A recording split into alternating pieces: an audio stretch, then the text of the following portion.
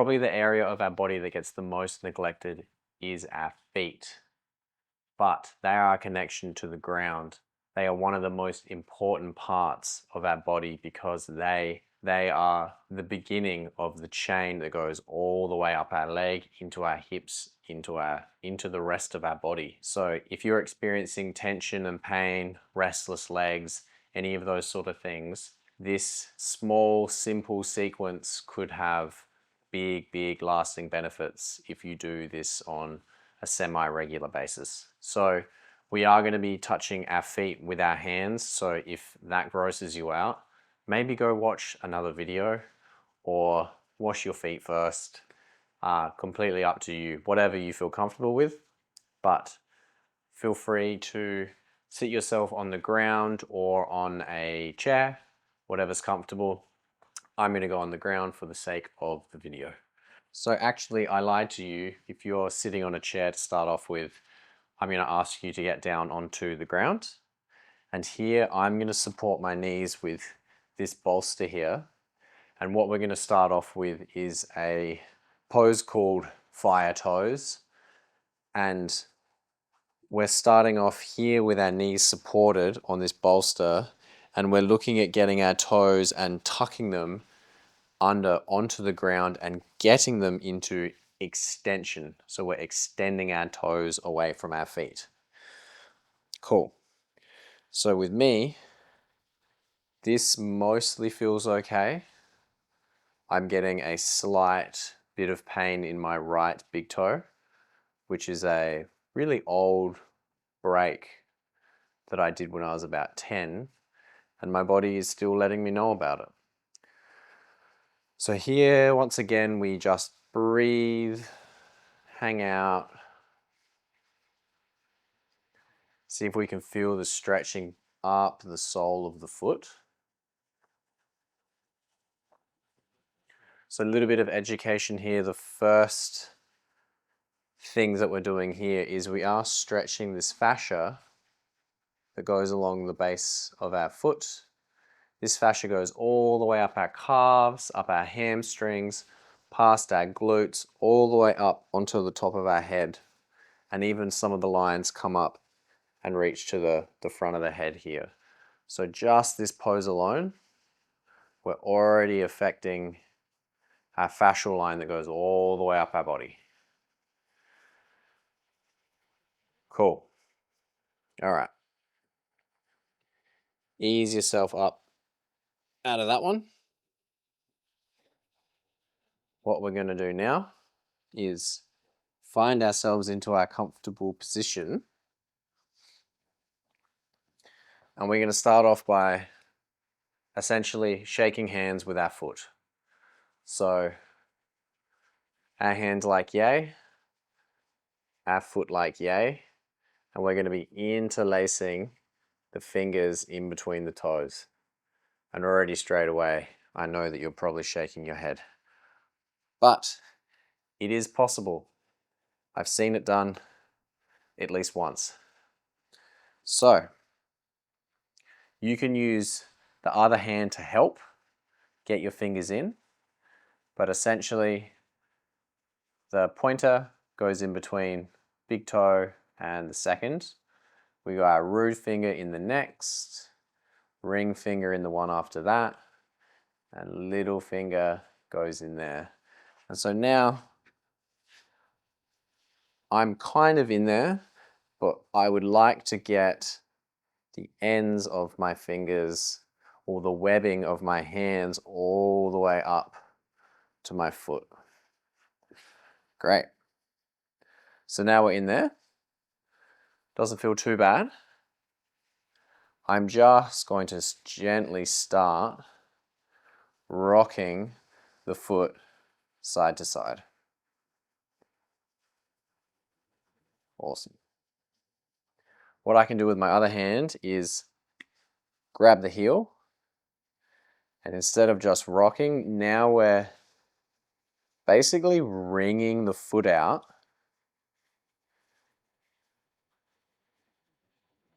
And we should be starting to feel a bit of space happening there on the sole of the foot. Cool. Get yourself in a position now that you can rotate the ankle.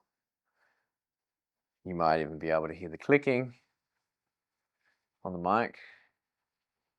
That's fine. Clicking without pain isn't a big deal.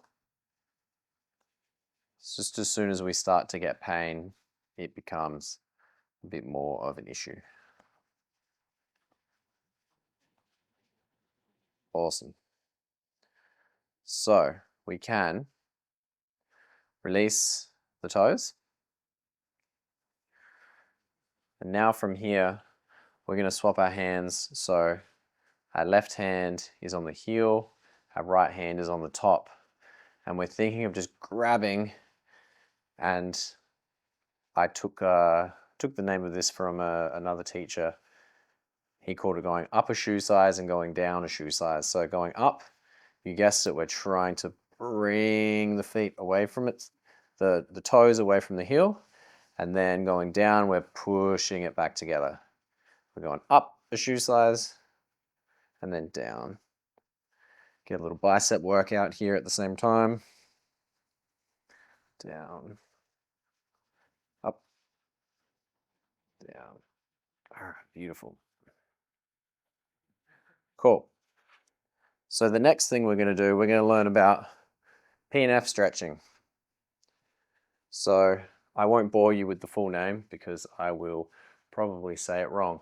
But essentially, what P&F stretching is about is we're going to use one of the parts of our body to stretch something back, and then we're going to use those exact muscles to push back into what's being stretched. And so in this way, we're kind of tricking the body into being able to stretch further. And so we're going to start with the big toe. We're going to take our fingers, we're going to bring the big toe back. We're going to take it to the range that it's possible in going. And then we're going to push that big toe into our fingers about 5 out of 100%. We're going to hold that for about 5 seconds. And then we're going to relax that toe completely and pull the toe back a little bit further. Cool. We push 5 seconds in.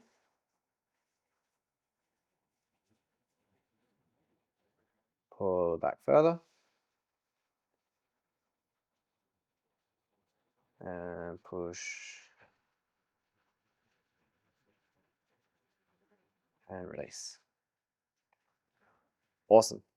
Taking that onto every single one of the toes that we have here. So next one here, we're bringing it on up. Push about 5% in.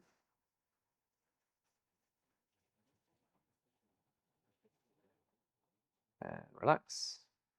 Comes on back further. And we're pushing. So you will find the first probably 3 toes are quite strong, but when you get to your like ring finger toe and your little toe, they can be really weak. And this is a really great exercise just to even teach them to be working, because a lot of our feet tend to fall asleep due to our footwear, due to orthotics. They're squashed in there, they're over supported, and it's not really what we want. They're great to get us through. So we're going onto the middle finger, the middle one now, 5% in push. They're great to kind of get us through different stages of life, but the quicker we can get ourselves away from these extremely over-supported footwear, the more our feet are going to be able to wake up, use their own muscles, and build their arches back up. Cool. We go the ring, toe, 5% push in.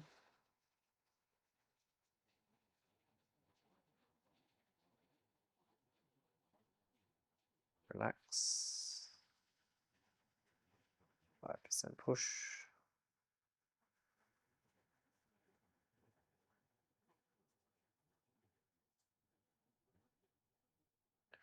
Awesome. All right, and we're going to the little one. So with all of these, do go gently with them because the skin in between, like the webbing, can be a little bit sensitive. Mine are nice and dry because I try not to wear shoes as much as possible.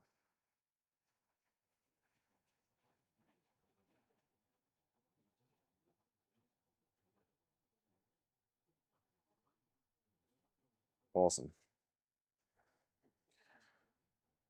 All right, even then, I can see pretty decent difference in both the feet. Yeah, it's good. So that exact sequence, take it back over onto the left foot. So we had the fire toes. Oh, we've already done that. So that's both feet. We did the interlocking. We twisted. We went up shoe, down shoe, and then we P&F stretched every single one of our toes. And so now that we've done that, we should be able to see if we can independently move our toes.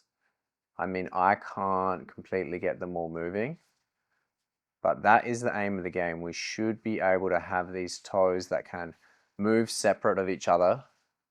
They don't all just work as one big unit.